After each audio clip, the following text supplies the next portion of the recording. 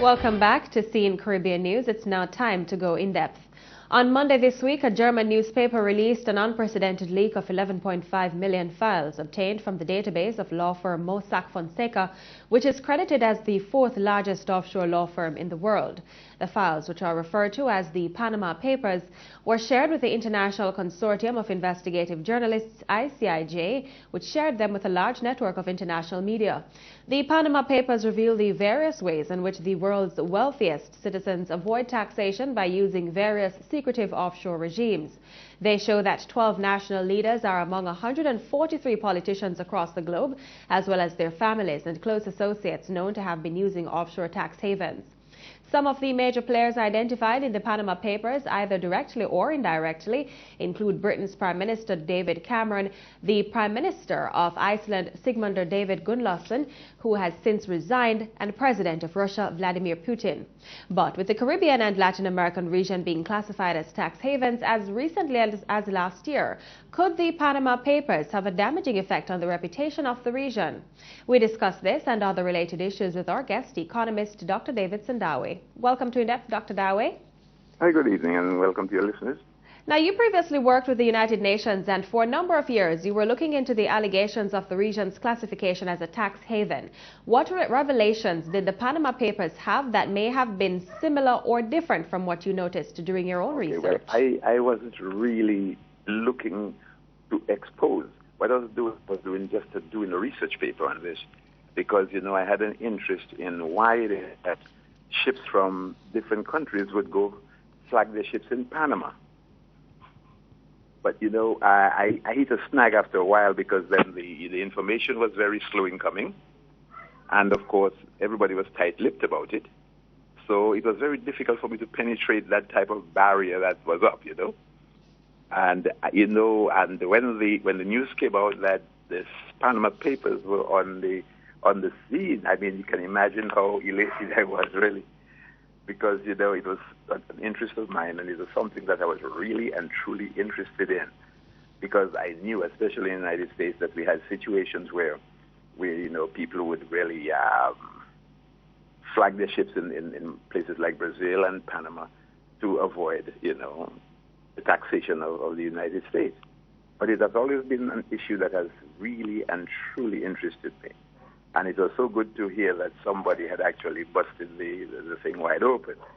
And it satisfied my curiosity, too, because, that is something I thought was happening. I didn't realize the magnitude of it, but it was very exciting to hear that, all of this, those, almost, 200 papers? Or how many papers they said? 2,000? I believe so.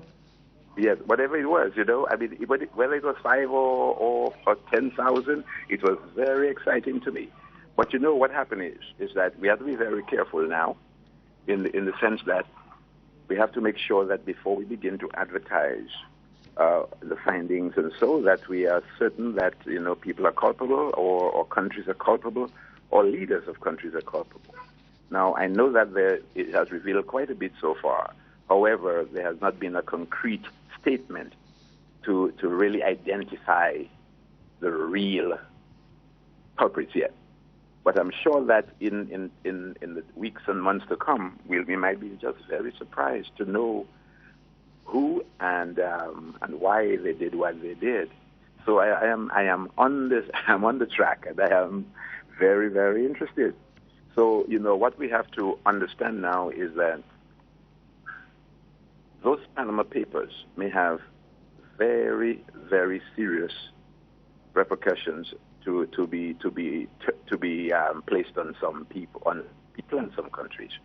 The thing about it is, for too far, governments have suffered, even citizens have suffered because of that type of attitude that has been propelled all over the world.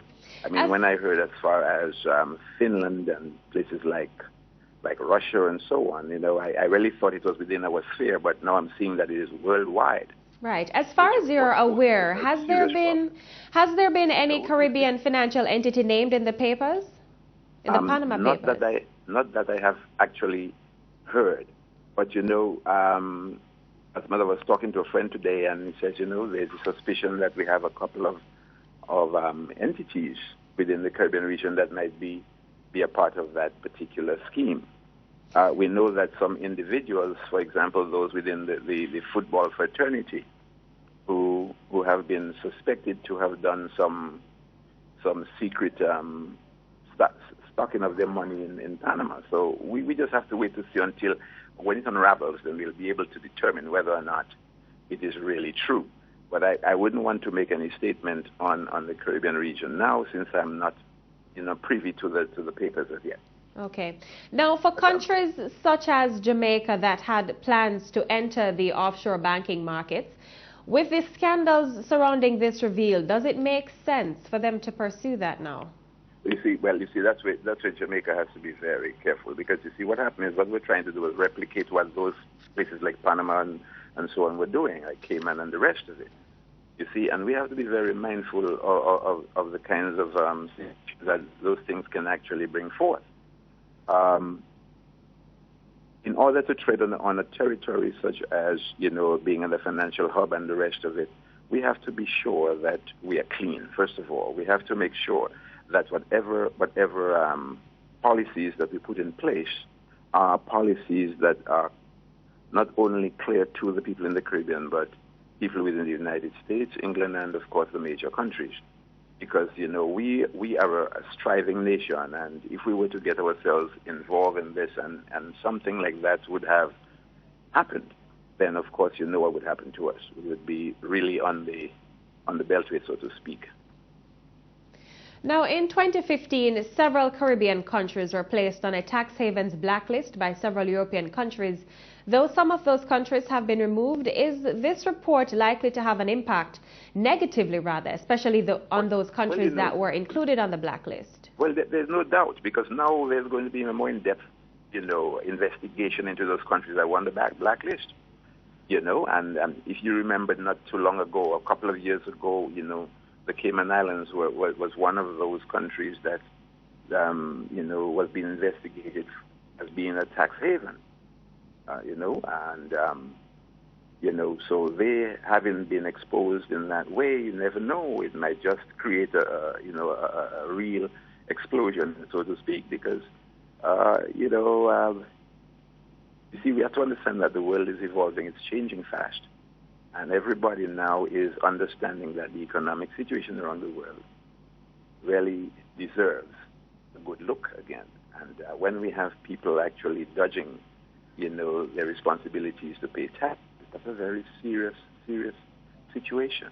And so we in the Caribbean, we have to make sure that whatever we do now, it is done clean and it is done without reproach. Now, if the reputation of the Caribbean is impacted by the revelation of the Panama Papers, what sort of repercussions is the region likely to face from the international community? Well, I didn't get that question. Sorry. What if the Panama Papers proves that there were Caribbean countries involved and this has a negative impact on the reputation of the region? What sort of repercussions are we likely to see happening in the region, especially as it relates to the international community? Well, first of all, remember that our dependency on the so-called leading countries like Europe and the United States and so on, we will have a fall off. The thing about it, when the mother sins, the children suffer the consequences. And it's all right. How the world works. When it's all right for the bigger countries to be involved in things, but when the up and coming countries try to place themselves in that same situation, of course, it's hell and high water. And of course, it would really impact the type of help that the Caribbean region would be receiving from the countries such as the United States and England. Now, what can countries in the region do to safeguard the credibility of their offshore financial centers? Which of them? How can they do that? Right, countries in the region, how can they safeguard their the credibility of their offshore financial centers?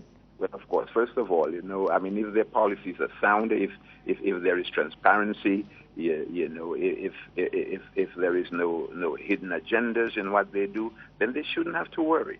But if for some reason they have ventured into something that is illegal, a Ponzi scheme type situation, then, we're going to suffer the consequences. The repercussions will be great. And we have to be very mindful of that.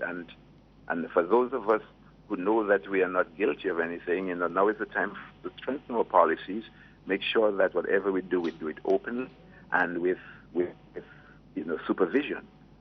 Because if we don't do that, then we'll be called into a pool of ignorance, of course.